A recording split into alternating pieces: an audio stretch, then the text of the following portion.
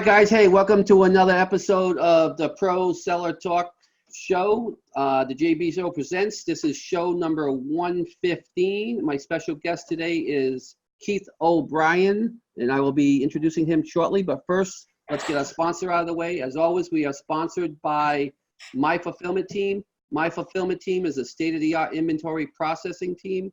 You source, we process, you profit. Receive, store, prep, pack, ship, Amazon Plus, anything that you need to be done, whether it's bubbling, bagging, bundling, anything, labeling, anything like that, they do it all. They have their own software proprietary that they had made for them, and they go through Amazon's API.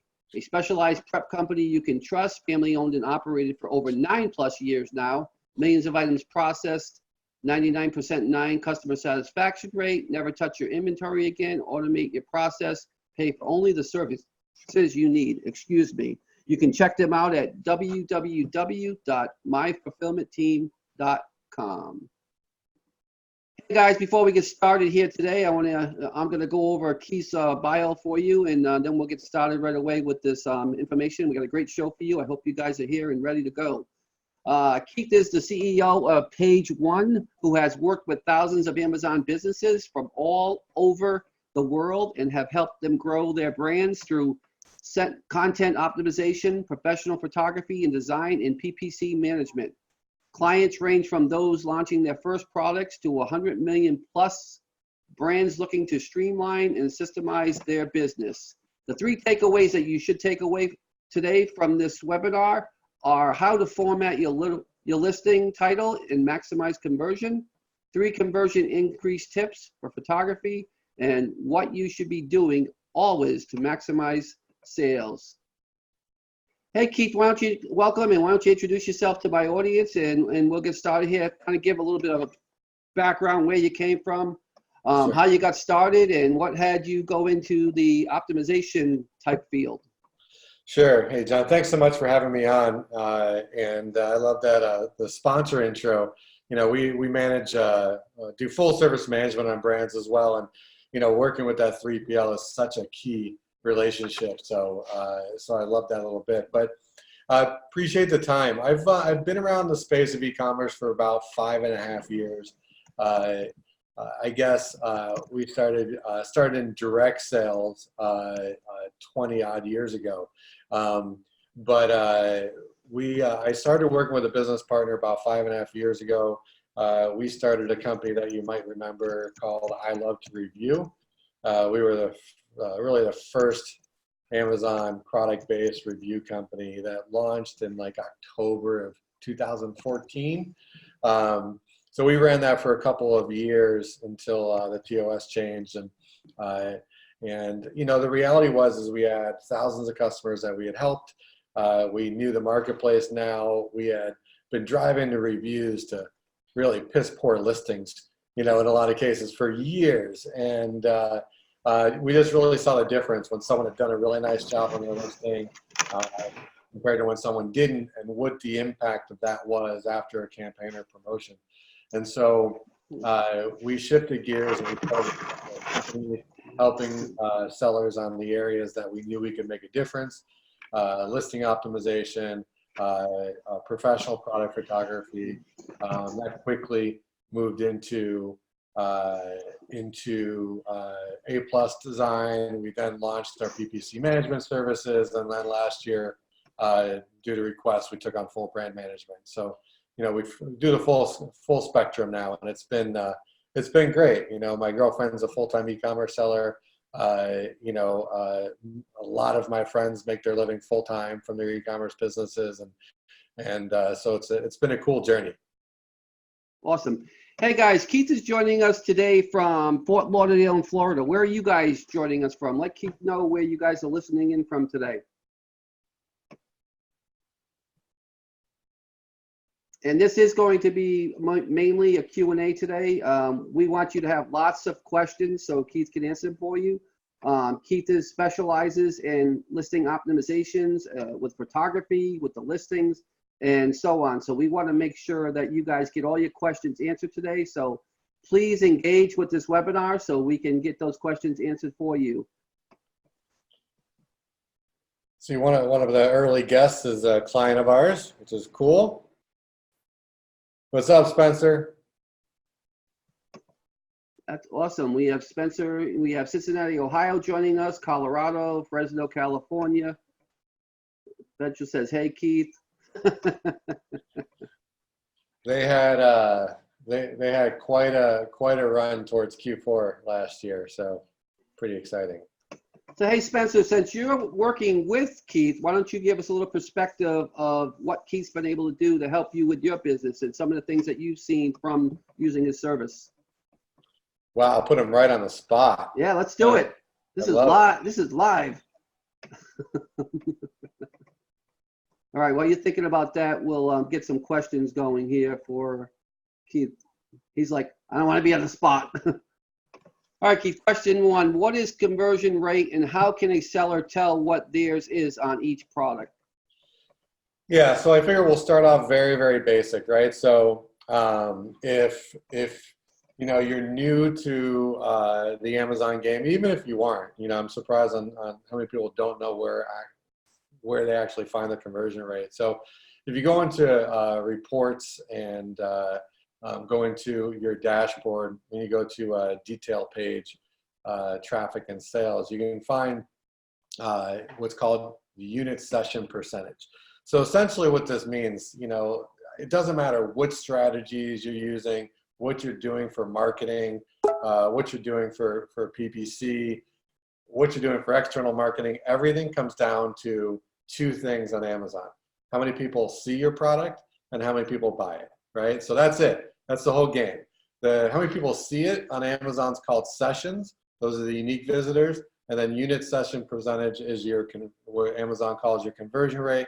And that's the percentage of people that actually purchase it. So that's really what it is. And you're always working on those two things, increasing sessions, improving conversion rate. Awesome. JR says he wish he was in Florida. Yeah. And Keith says page one has been excellent.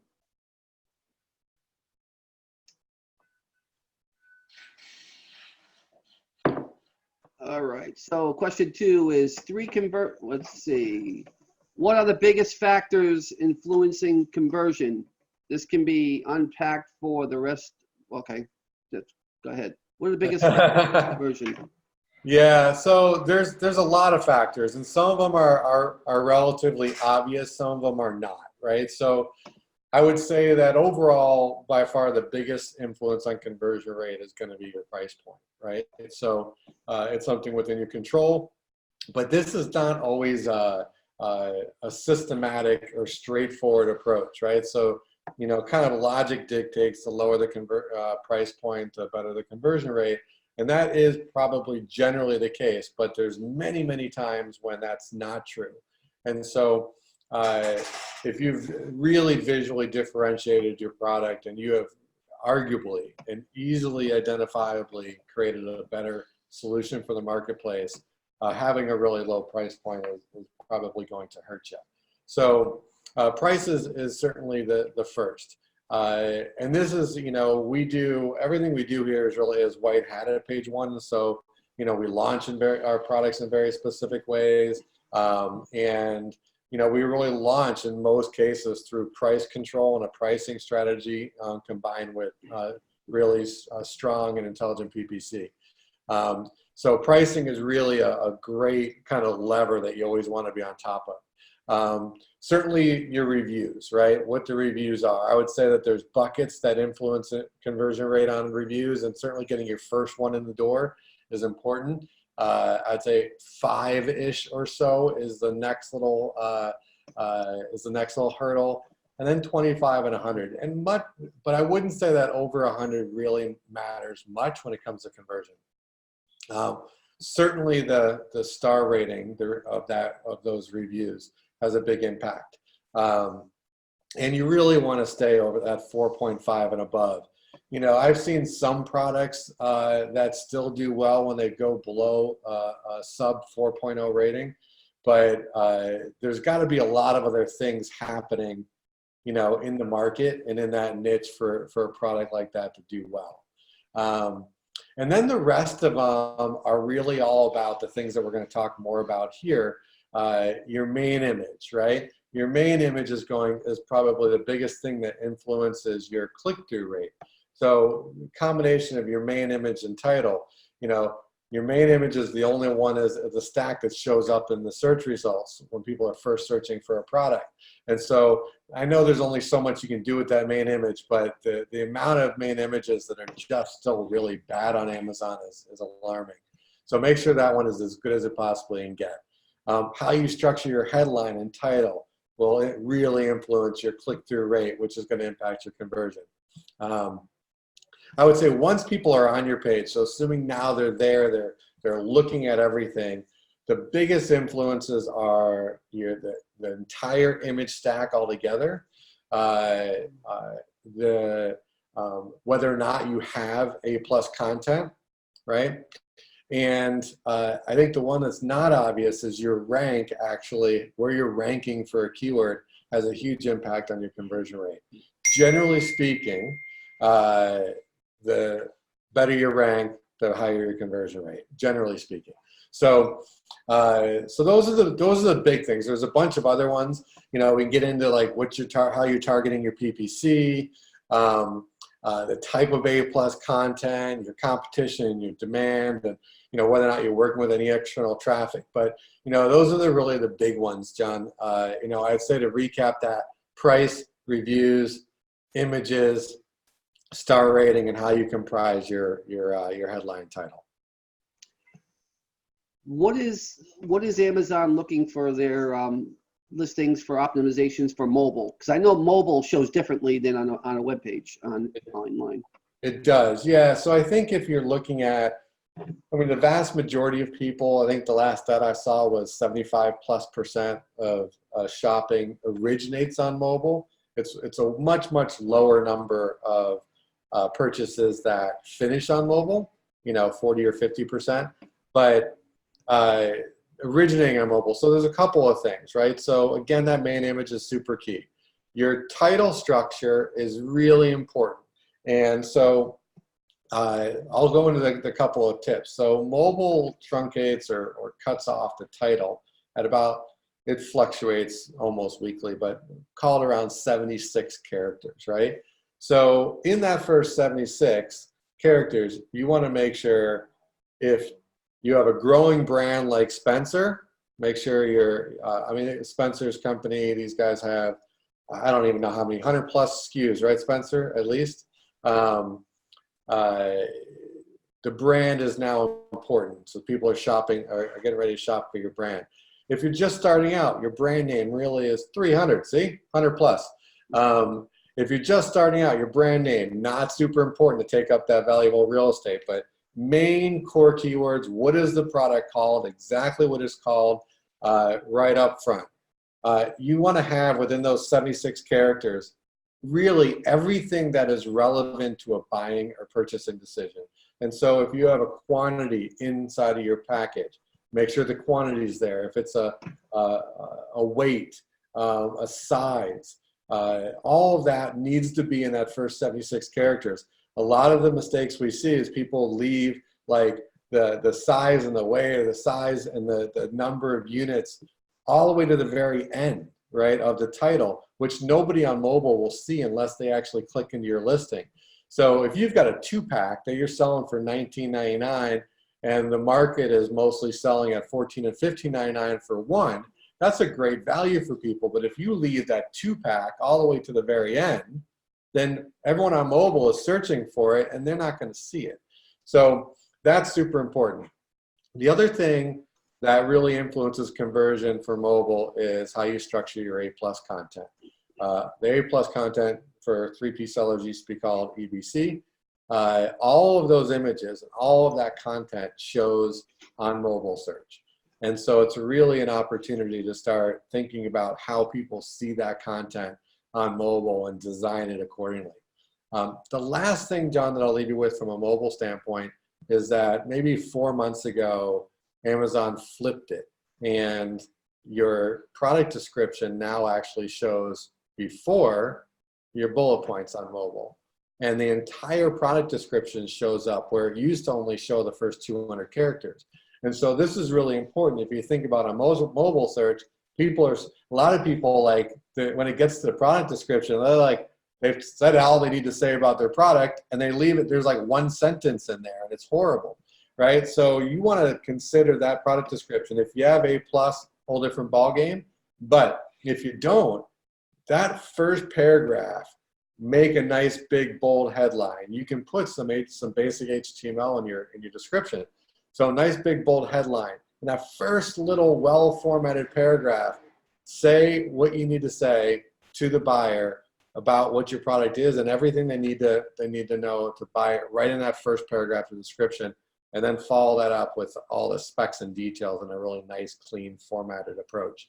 If you leave that description as kind of an afterthought, your sales are going to suffer. Yeah, and I've seen that by looking at the mobile apps on. If you go on Amazon and look at mobile apps, you'll see that the description comes up before the bullet points, and a lot of times there's nothing there or there's very little there. And like you said, that's where you got to concentrate more so on mobile than you do on the actual computer, because the computer will show the bullet points where the mobile actually flips it and shows the description. 100%. I've heard that Amazon used to have 250 characters in their title, but they got rid of that. And now, from what I've heard, is that you want to have what you need to say as your main characters within that 40 character limit. I heard you say 70 something. Is 70 something the norm, or that 40 character where I'm hearing 40 characters is where Amazon is indexing it better? Right. So here's what I'll tell you. I would say one of the most the areas on Amazon that there are the most opinions are in optimization and what Amazon actually does and doesn't do. So per their style guides, all categories are different, right? In most categories, still per their style guide, it's 200 characters. In some categories, it's 80. In some, it's 120. In some, it's 50, right? So I personally have never heard about the first 40 indexing differently.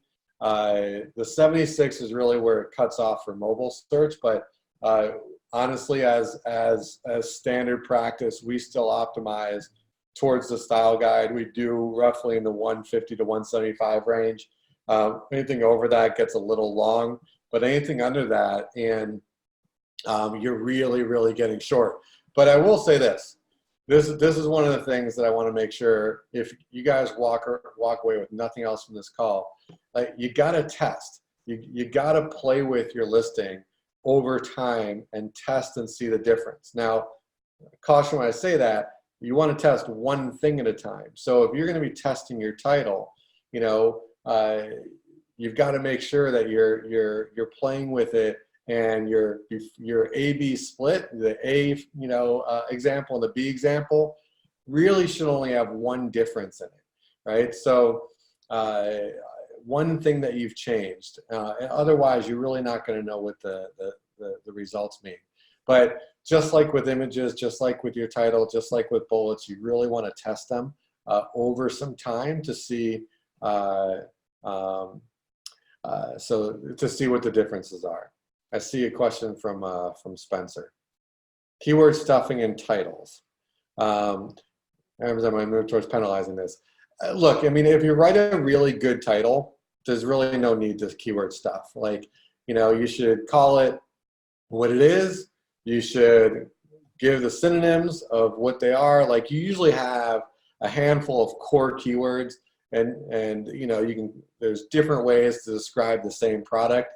You really have a handful of them. All the other keyword phrases are variations on those core, right? So once you've nailed those 2 or 3 core phrases, a little bit of descriptive text and anything that's relevant, as we talked about, size, weight, quantity, that kind of thing.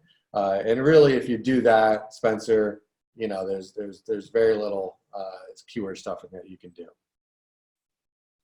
So we talked a little bit about the title. Let's move into, I know you have your staff, about the images and pictures and what your staff looks for, what's considered a good listing with images and a bad listing with images. Do you have any examples of something you could pull up to show what you guys look for as being something that is on point and something that, you know, possibly needs work? You know, look, I mean, I know most clients like to keep their stuff on the down low, but I will say this, like, so a big client that we worked with recently is a internationally known brand. They're a Fortune 50 company. The division we worked with is called Kidde, K-I-D-D-E. They are one of the leading sellers of smoke alarms and smoke detectors in the world. And so we recently redid all of their content. We wrote all the content's not up yet. I'll get to that in a second, but we redid all of their photos. We did all new graphics, all new A+ content, and all new actual listing content. So, and we did 360 product videos or product photos as well. So, you know, if you take them, like they have about 80 or so different SKUs on in terms of smoke detectors, you can start looking through those listings, and you should very clearly be able to tell the ones that have been updated and the ones that haven't. So the ones that haven't look very, very dated. They're very simplistic. They're very old design. The ones that have are all very updated content. The photos are super sharp and clean. The you know, the hero shots are at the right angle, taking up the right amount of space. You know, the big thing is, it depends on your product, but you know, the bare bones kind of, this is what has to happen in photos is you have to have great lighting. You have to show off your product like it's the runway model walking down the catwalk on the Victoria's Secret's catalog photo shoot. It has to look as best as it possibly can in each image. So the hero shots really need to be really well lit, super clean. You got to be really careful. Like the products that I just mentioned, they're all white on white background. They're actually very difficult to shoot and get them to look good. And even though they're a big seller, 50 million or so a year on Amazon, Amazon still is going to give them, going to put the screws on them in terms of staying within TOS on the images. So those hero shots have to show off what the product is in a really, really significant way. And then the image stack is so important because you really want to tell a story. You want to tell a visual story that is going to connect a customer emotionally through the story. These guys are a very big company, and so their guidelines and their internal standards are all very strict. And so, you know, we only can pull on the emotions on a product like this so much. But in most cases, you know, you think about who's buying your product and why are they buying it. So who's buying it? That's the target market. Who is having the challenges in their life that this product solves, right? And if you really think about what those challenges are, then that is the answer to why they're buying it, right? So in addition to the solving a problem, so think about what problems do these products solve? What are they experiencing daily that they're out there searching for this as a solution? And if you think about that and you combine that with an understanding that most people buy at some level to move status up, right? So we buy things that make us feel better about ourselves.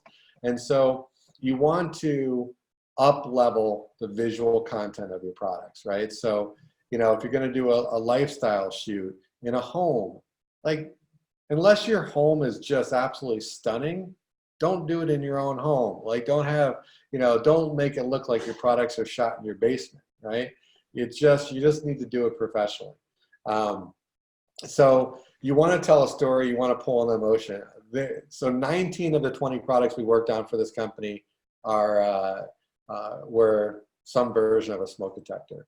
One, if you guys want to pull it up, you can search Kidde escape ladder, or even just escape ladder. They'll probably be close to #1 still. So this was really interesting. We did all that work for them, John, Q3, beginning of Q4 last year. And because they're a big company, everything has to go through all like multi levels of approval. And so we just are getting the approval through on the actual listing content, but all the images and A+ content went up late November, early December. And this is one of the case studies. They had a 15% lift in conversion rate across those 19 products. On the Escape platter, they had a 30% lift. And what's funny is sometimes you just don't know how Amazon's going to reward you. They were #1 for ladder and ladders on all of Amazon through the month of December. Now it's a second story escape ladder designed to throw out the second story window of your house if there's a fire, right? Or some other type of emergency. But they sold so well. I mean, they were outranking like the Little Giant. I mean, they were just absolutely killing it. So they had a huge December on that product, and their whole catalog is up. But that gives you an example. If you look at on that image stack, if you look at like the second or third image, that's the money shot. You got the mom handing a dog out the window to the dad climbing down the ladder, and talk about an emotional pull on a customer, right?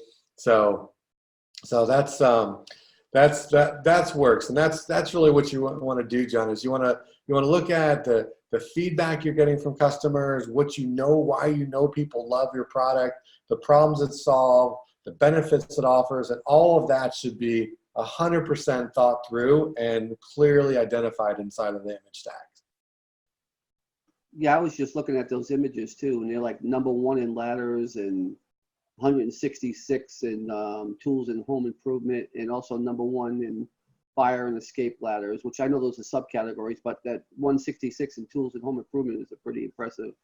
And you can look at their reviews too. I mean, their reviews are 4.7 out of 5, so it kind of shows you, what they're doing. Their product description, if you look at the product description, if you guys take time to look at that, it basically just tells you about the product a little bit. It says tested to 1,000 pounds, no tools or assembly required. What is that? That's a great benefit for a customer. They don't have to build the thing. And it's got a 5-year limited warranty. So it kind of gets to the point in there. And then underneath that, it talks about, the other things, the fire safety for your home. It kind of gives you some information about what these ladders are for too.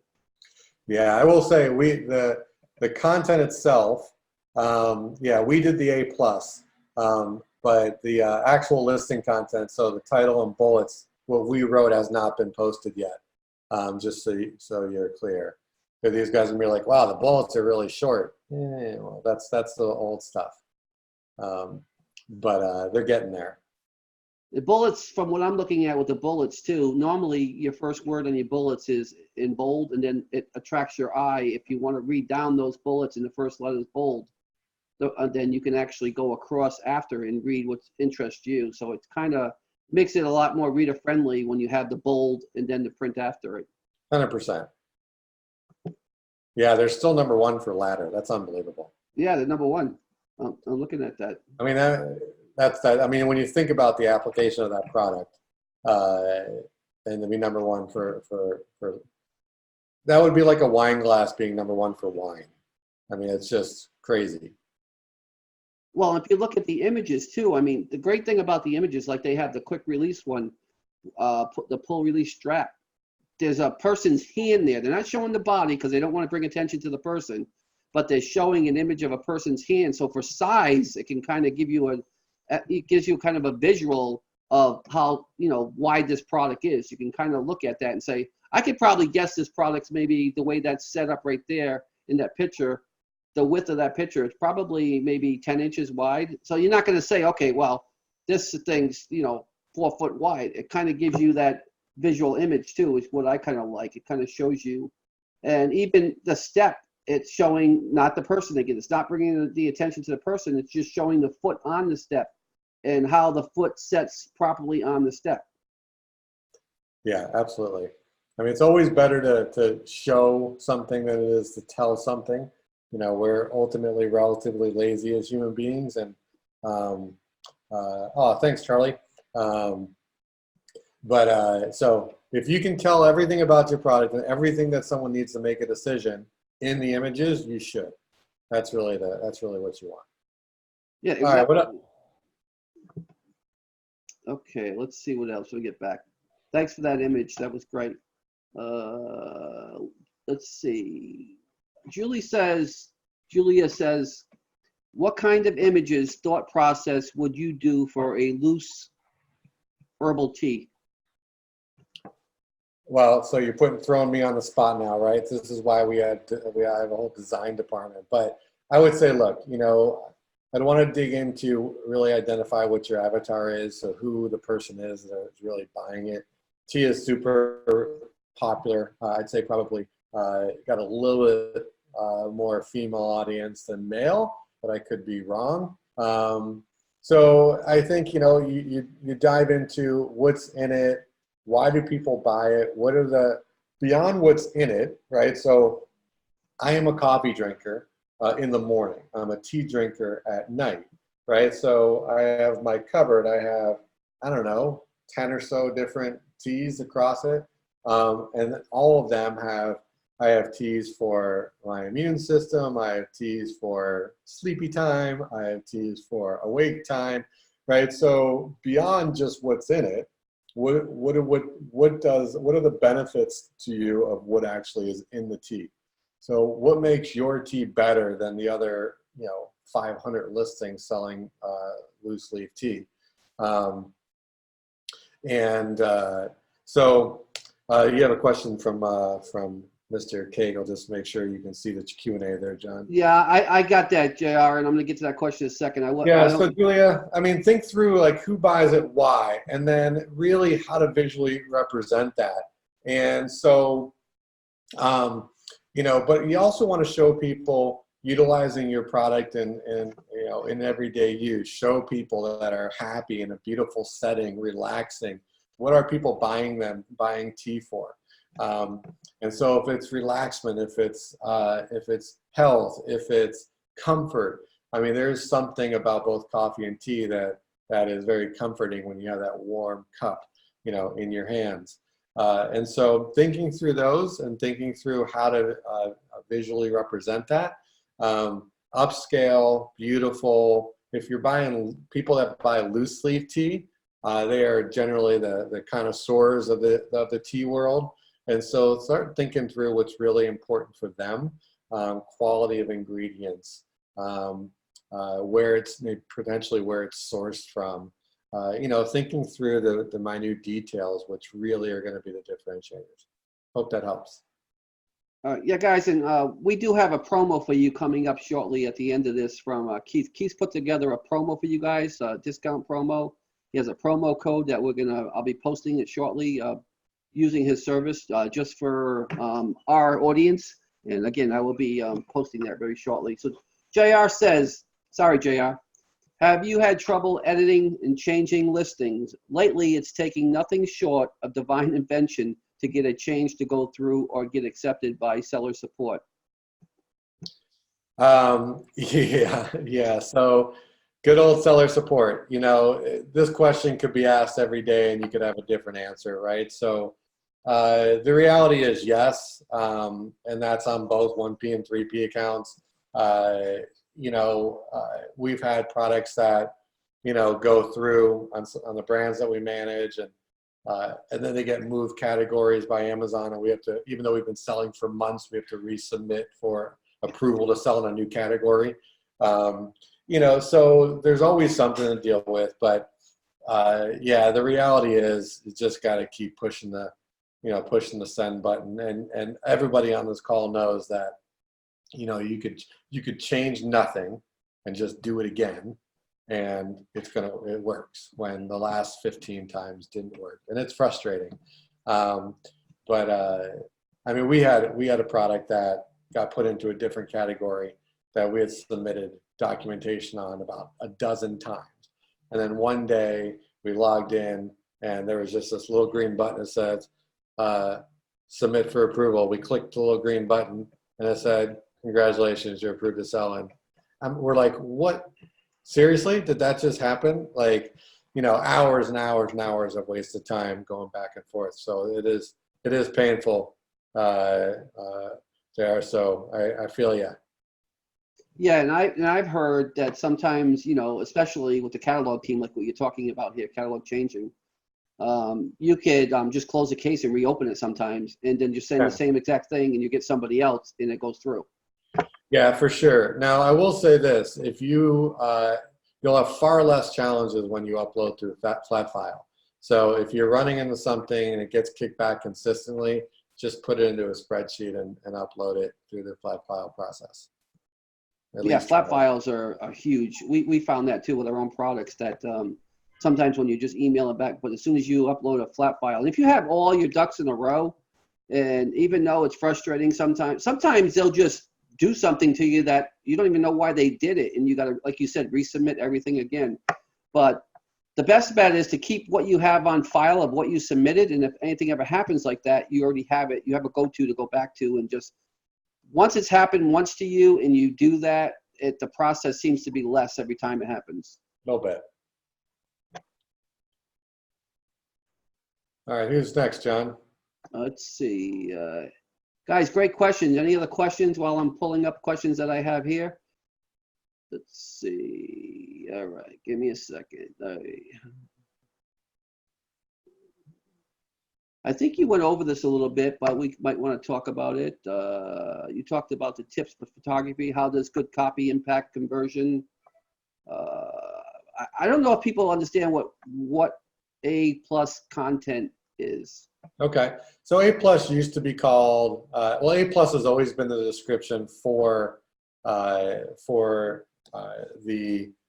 extra additional content on for 1P sellers or vendors, and for brand registered sellers, it was always called EBC, enhanced brand content.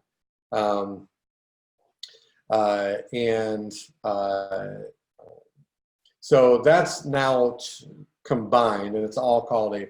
And so what it is it's a bunch of additional creative modules, design modules that you can add to your listing. And it used to 100% replace the product description. Now you actually can have both on there.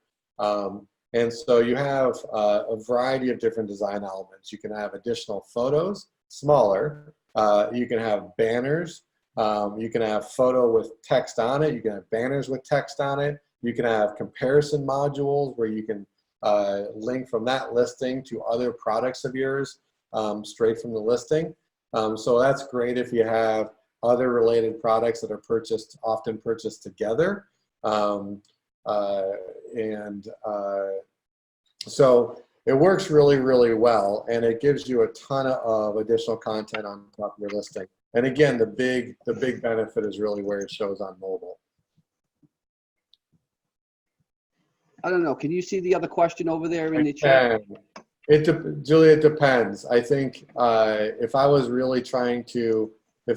putting up 10 new products, I'd probably put them together. If I was trying to get one thing approved that kept getting rejected, I'd put it separate.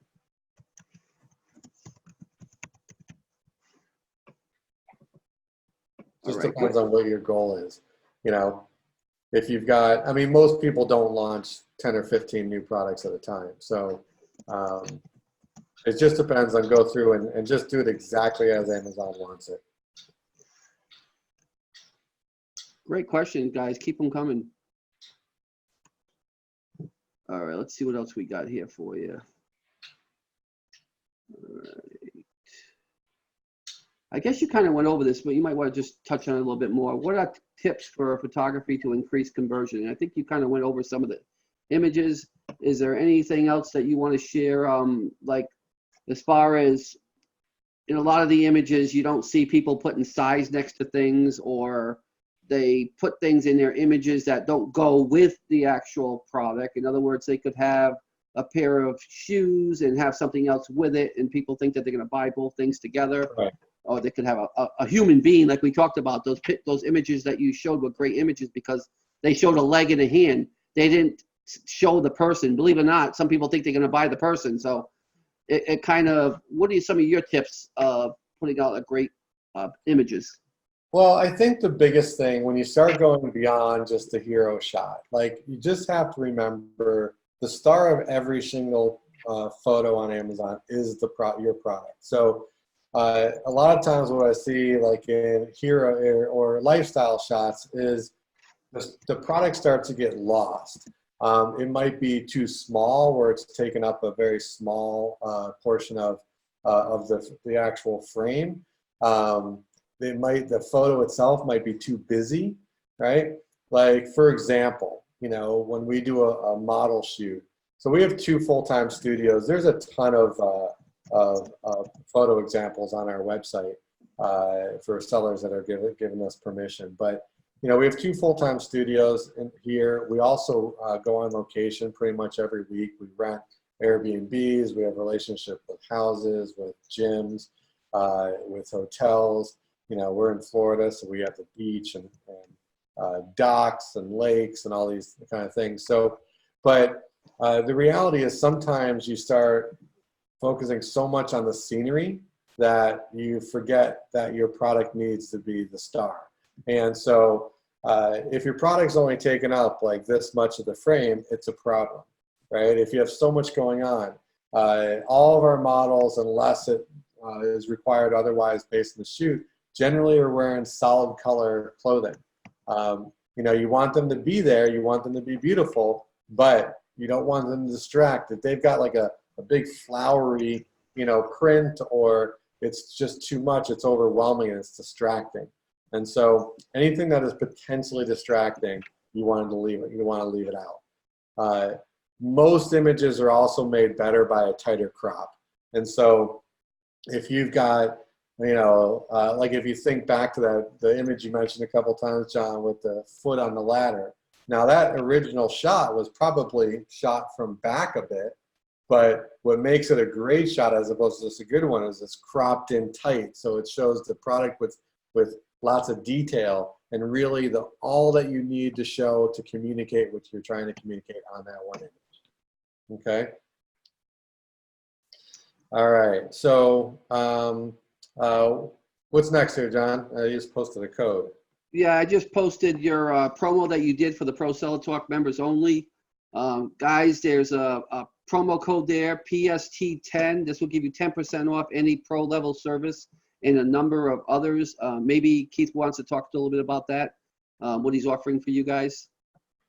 Yeah, so we have, so I'll just talk about from an optimization. We have standard optimization and a pro. For photography, we have standard and pro. And they basically just include different things. So on the optimization standpoint, the difference is in the pro, we also optimize the back end, all the back end fields in the listing. Thanks, Spencer. And then on the photography, a pro is going to include models and appropriate location. So not a big difference in cost in the pro and the standard, but big difference in value. So I'll brag on Spencer for a second. So these guys have a legit company. They do really well. They have a business in Australia and a business here. Spencer's the operations guy for all the U.S. He's a total badass. So when we met them, they were newer on Amazon in the U.S. And I think these guys did a really smart job. So what they did was they hired us to optimize one of their listings. And then I'm not going to lie, I don't mind it. They stamped out that methodology across their products. And then they hired us to give them really consulting on their images. And because these guys have a full team, and so their design and their branding is just amazing already. But the stuff they put up on Amazon, like their storefront was gorgeous. Their A+ content was beautiful. Their image stack, when I first saw them, were awful. They weren't great. I said, look, what'd you do? Did you fire your design guy when it came to the images on the product listing? And so we went through them and we gave them feedback on them, and they took that advice and stamped it out across all of their listings. What we do for them is we run their PPC. So they handed over their advertising management to us when they were doing about $38K a month, and their best rolling 30 through Q4 was like 385. So they 10x'd in about 6 months. They just absolutely crushed it. So definitely big Q4 lift, but they were into the six-figure monthly before, right at the beginning of Q4. So it's awesome. I'm going to ask this question. I know it's hypothetical, but I get asked it a lot. We're just going to use Spencer's number of 38K a month. For someone that's doing 38K a month, what kind of advertising budget should they have? See, that's an interesting question. So when we got them, they were really underspending at about $2,000 a month, and they were drastically underspent. Now, their CEO is also extremely, extremely smart, and he was doing what he knew he could do well. And so their ACoS was really tight. They were running their advertising profitably, but they were drastically underspending. And so we ramped that up considerably. I don't know I mean, they now have 300 plus products, and I'm not sure what they're spending on their account now, but in most cases, it depends. If you're launching a new product, you've got to buy your way into the marketplace 100%. And so you're going to just be okay at spending the money one way or the other. If you're doing some of the other kind of launch strategies, that's fine. You're going to spend it over there. Thanks, Dane. But if you're doing a launch through pricing and PPC, like these guys have, you're going to spend it at the beginning of launch, and you got to buy your way into the rank, into the search results. And so, you could have a $30 a day per product spend. You could have $100 a day per product spend, and you could go up from there. Usually, when you're working on a catalog like Spencer is, like they have a lot of variations across products, so they cross sell a ton, where someone might buy a handful of things on one search. But realistically, I would say, John, if it's a new product, if you're not at least $50 a day, preferably $100, generally speaking, you're way underspending on that product. And keep in mind, guys, this money is coming back, right? It's coming back with friends. It's not like you're just throwing it out the door, right? It's going and hopefully turning into a solid return on advertising investment and coming back with some friends. Yeah, and I can tell you from experience that it's like what we talked about in the beginning when we first came on here. You got to pay to play. Yep. And in the beginning, when you're launching a new product, you're going to spend a lot more. We've seen our cost acquisition start off high, and then as we started to get exposure and got on page one and maintained page one, that product, the spend cost went way down. Sure. I mean, once you hit page one, look, your conversion rate is going to consistently be higher. So you're going to be able to convert more sales with less ad spend. Your percentage of organic sales to ad sales are going to be way higher. And that's going to change even within page one. So if you're at the bottom compared to the top, those numbers will change drastically. And so we like to see a healthy product have about 25 to 30% of the sales coming from ads, and about 70 to 75% of the sales coming organically. And the reason we do that is if it's any more, some products are always going to be higher, more than that. Ranking's incredibly tough. It's very competitive. And we have very successful products that are still at 40% of the sales are from ads, or really high ticket items that it might even be higher than that. But if you drop down any less than that, then you're really going to leave some meat on the table for your competition to pick up, and they're going to grab some of that available real estate where you're going to leave it. So that's really what we found. 20 to 30% is a really healthy breakdown. Yeah. So I'm going to leave it with this last question. We're getting close to the end here. New people that are coming in here listening to you and they want to get into the game of private label products and having their own brand, what would you suggest to them to keep them from making those big mistakes that myself and others have made that didn't have this kind of support in the beginning? Look, I wish there was one thing we could say in the next couple of minutes that would eliminate all the challenges. But the reality is really spend your time doing research, right? And more so than just looking at the sales stats, really dig into the research at a keyword level and look for what the keyword volume is, look for what the competition is, look for what other people are doing on that keyword. Because ultimately, that's the whole game, is you're competing for real estate based on a search query. And without getting too technical, you really should know all that you're going to need to do in terms of marketing before you ever get to launch, right? So a lot of people, they do the research, they see the sales numbers, they see the review count, and that's all they're making the decision to go after a product with. And that's just, it's just not enough. It's not strategic. It's kind of, hit or miss. So you really want to dig down a little bit deeper and really understand what it's going to take. Can you compete for these keywords? Are there enough keywords with, 1,000 searches a month, 1,500 searches a month, 3,000 searches a month or more that you can compete for that are going to land you on page one over a period of time if you do all your work well? Okay, so that's number one.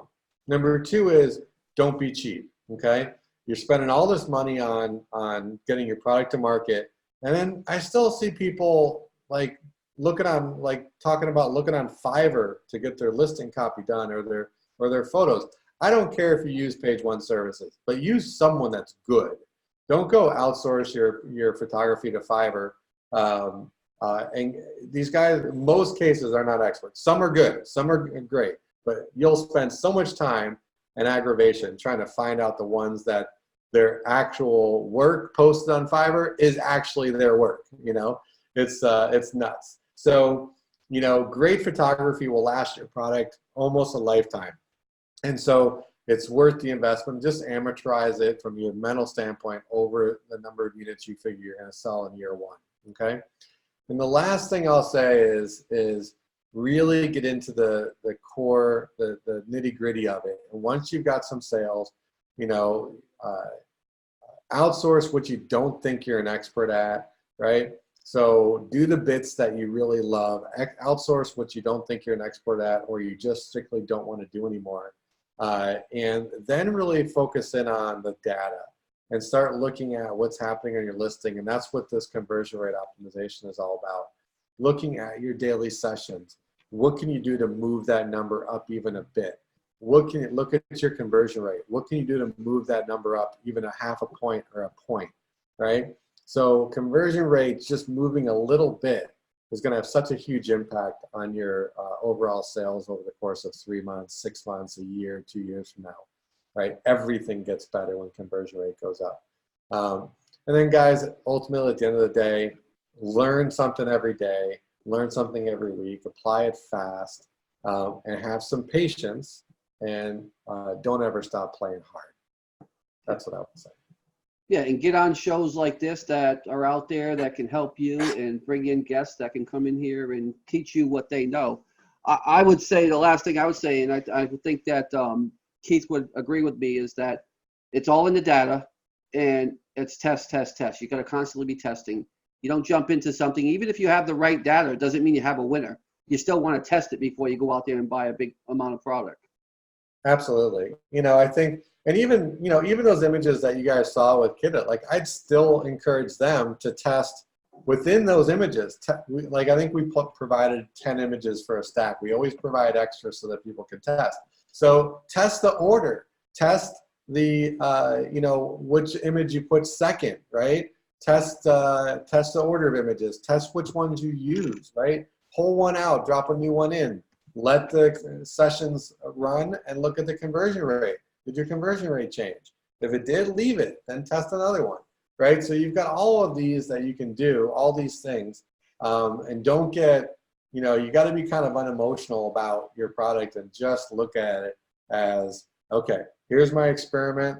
Let me see what I can play with in terms of all the different influences to see if we can make it better. Awesome.